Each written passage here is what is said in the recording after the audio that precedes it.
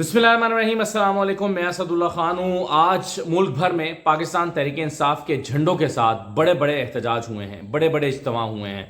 अगरचे ये हुर्मत कुरान के लिए निकाले गए मुजाहरे थे, एहतजाज थे, जिसकी कॉल पाकिस्तान तहरीक इंसाफ और चेयरमैन पीटीआई इमरान खान की तरफ से दी गई थी और इसको भरपूर अंदाज में लोगों ने रिस्पॉन्ड किया है। ये एक टेस्ट था बेसिकली हुकूमत के लिए भी, पीटीआई के लिए भी, इदारों के लिए भी। देखना यह था कि 9 मई के बाद पाकिस्तान तहरीक इंसाफ की मकबूलियत कहाँ खड़ी है। लोग चेयरमैन पीटीआई को कितना बड़ा दहशतगर्द मानते हैं, कितना उनकी कॉल पर किस तरह से जवाब देते हैं, किस तरह से रिस्पॉन्ड करते हैं।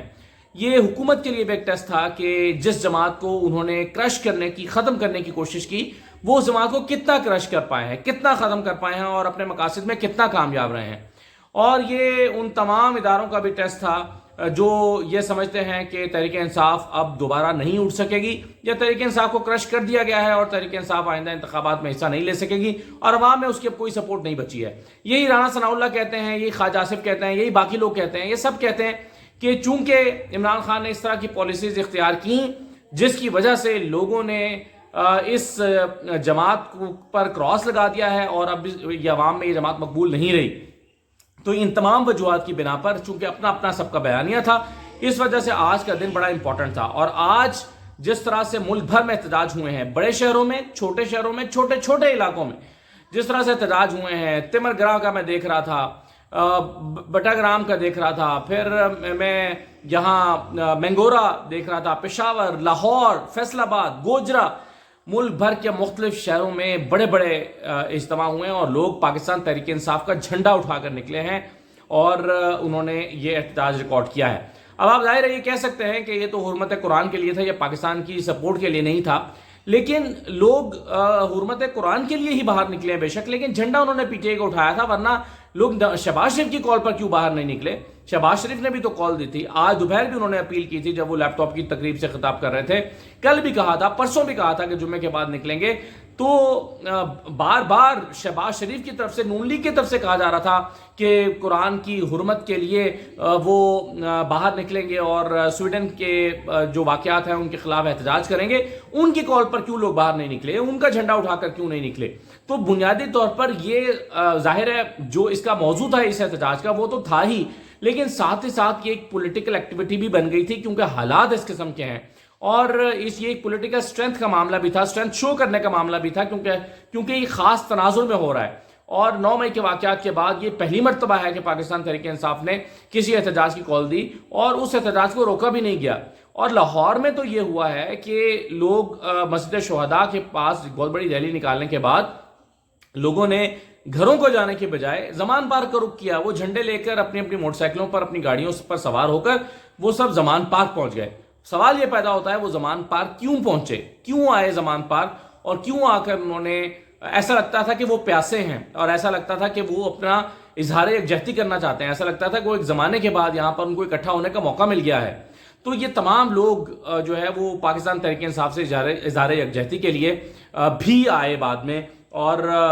जो है वो उन्होंने जाहिर है नारे भी लगाए, हुर्मत कुरान के नारे भी लगाए, पाकिस्तान का मतलब क्या, ला इलाहा इल्लल्लाह के नारे भी लगाए। तो ये एक स्वीडन के वाकयात के खिलाफ एहतजाज जो है ये पार्टी के साथ यकजहती के इजहार का एहतजाज भी बन गया। और अगर आप इसको इंटरप्रेट करें पॉलिटिकल मीनिंग्स में और इसका मानी निकालने की कोशिश करें तो मेरा ख्याल है कि जाहिर है चूंकि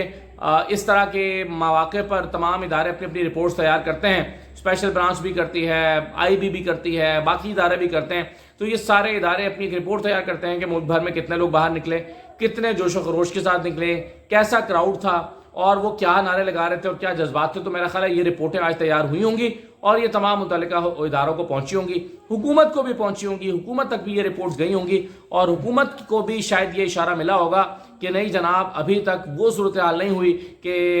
एक जमात बिल्कुल क्रश कर दी गई हो और आवाम के दिलों से उसकी मोहब्बत या उसका ताल्लुक निकाल दिया हो गया हो। तो लगता यह है कि जमात को भले ही आपने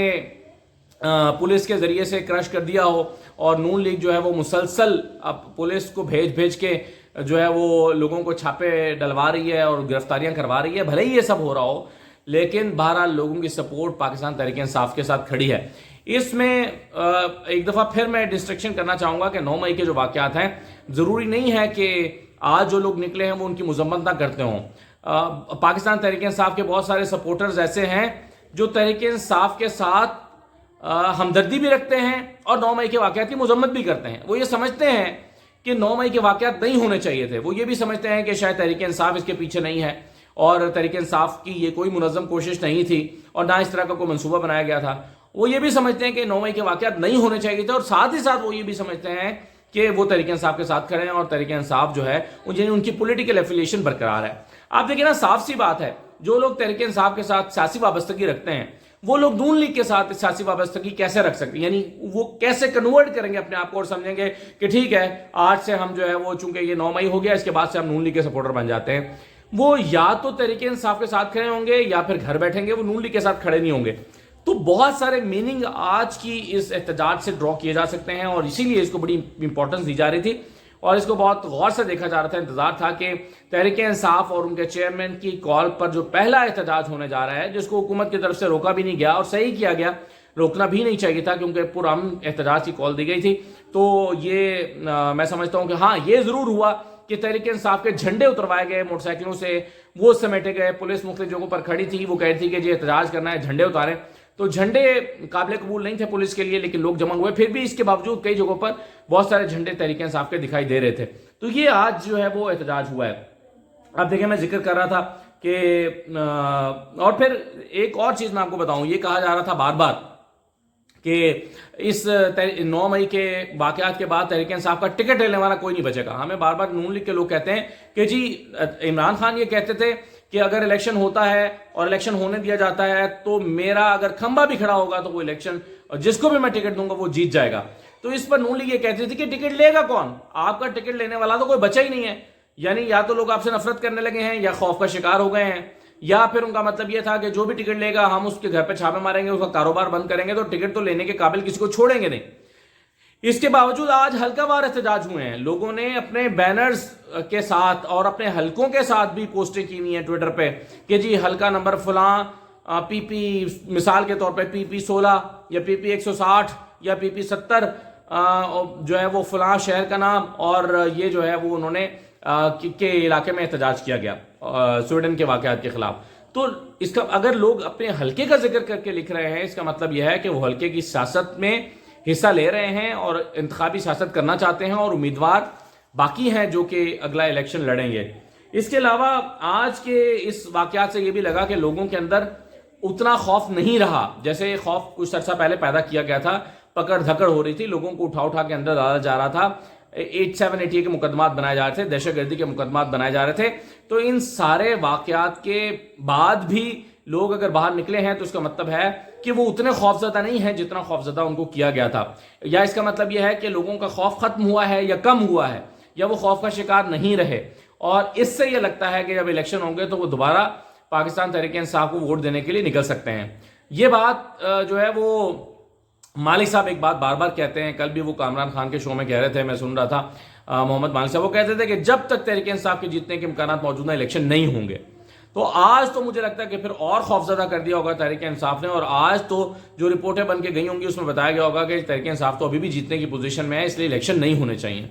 تو عین ممکن ہے کہ ان ایک آدھ احتجاج اس طرح کرا کے اور ٹیسٹ کیا جائے, یعنی احتجاج کرنے دیا جائے اور پھر ٹیسٹ کیا جائے کہ اس وقت کیا صورتحال ہے, اور عین ممکن ہے کہ الیکشن جو ہے اس پر غیر یقینی کے بادل مزید گہرے ہو جائیں. تو یہ اس کا ایک پہلو یہ بھی ہے. اچھا, دوسرا یہ ہے کہ دیکھیں میں بھی ذکر کر رہا تھا کہ لوگوں کو خوف میں مبتلا کیا جا رہا ہے. آج بھی جو پی ٹی آئی کے ایم این اے تھے علی نواز اوان اور ان کے بھائی عمر نواز, ان کو اٹھایا گیا ہے, I-8 سے اٹھایا گیا, دن دہاڑے اٹھایا گیا, یونیفارم میں اٹھایا گیا پولیس اہلکاروں کی جانب سے, اور آج یہ کہہ دیا گیا عدالت میں کہ بابر اوان عدالت میں پیش ہوئے تو عدالت میں کہہ دیا گیا کہ جی کسی نے ہم میں سے تو یعنی کسی ریاستی ادارے نے نہیں اٹھایا. تو پھر جج صاحب نے صحیح کہا کہ پھر سیف سٹی کا جہانگیری صاحب, طارق محمود جہانگیری صاحب کی عدالت میں معاملہ تھا, تو انہوں نے کہا کہ سیف سٹی ہونے کا فائدہ کیا ہے جب آپ کو پتہ ہی نہیں چل رہا کہ ایک شخص کو کس نے اٹھایا ہے. تو اس طرح کی صورتحال ہے کہ ریاستی ادارے, پولیس اور باقی ادارے وہ تو سیدھا آ کے کہہ رہے ہیں کہ ہمارے پاس بندہ نہیں, ہم نے نہیں اٹھایا. تو پھر کس نے اٹھا لیا؟ عمران ریاض خان کو کس نے اٹھایا ہوا ہے؟ کہاں ہے عمران ریاض خان؟ ڈر یہ ہے کہ اب چلیں اچھی بات ہے ان کے وکلاء کی طرف سے جو ہے وہ یہ ایک ہوپ دلائی جاتی ہے کہ وہ خیریت سے ہیں اور وہ چھوٹ جائیں گے، تاثر یہ دیا جا رہا ہے، لیکن اللہ کرے جب تک وہ اپنے بچوں میں واپس نہیں آ جاتے کم از کم ان کی فیملی کی تو تسلی نہیں ہوگی۔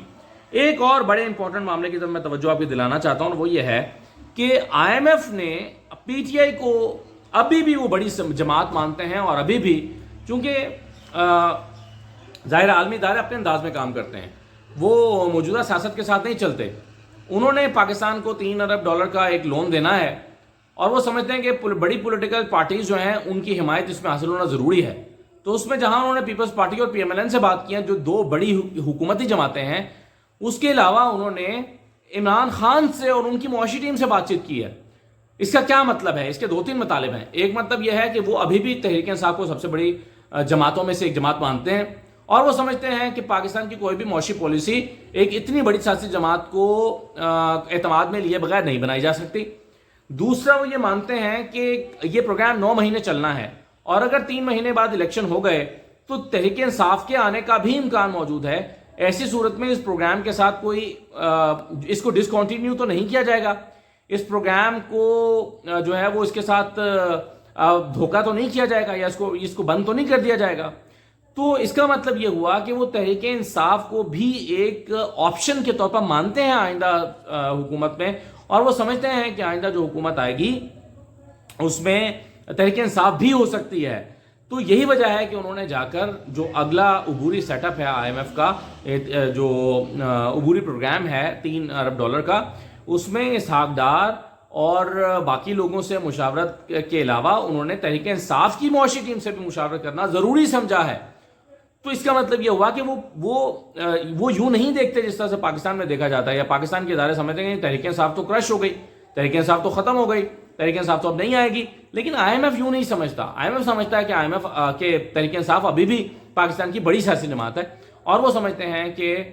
ان کی مشاورت اس پروگرام کے لیے ضروری ہے، ان کی معاشی ٹیم کی مشاورت ضروری ہے۔ اور جیسا کہ میں نے کہا کہ یہ بھی ممکن ہے وہ یہ دیکھتے ہوں کہ آئندہ حکومت شاید تحریک انصاف ہی بنا لے، اور تحریک انصاف کے حکومت بنانے کے امکانات کے باعث وہ جو ہے ان سے مشاورت کرنا ضروری سمجھ رہے ہیں۔ تو بہرحال کئی چیزیں ایسی ہیں جو تمام پوری طرح سے زور لگانے کے باوجود بھی تحریک انصاف کے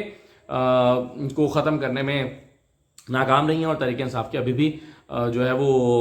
اس کی کوئی نہ کوئی اسٹینڈنگ امپورٹنس، اہمیت اس کی ساری وہ موجود ہے۔ تو یہ جی کچھ چیزیں تھیں جو میں آپ کے ساتھ شیئر کرنا چاہتا تھا۔ اجازت دیجیے، اللہ حافظ۔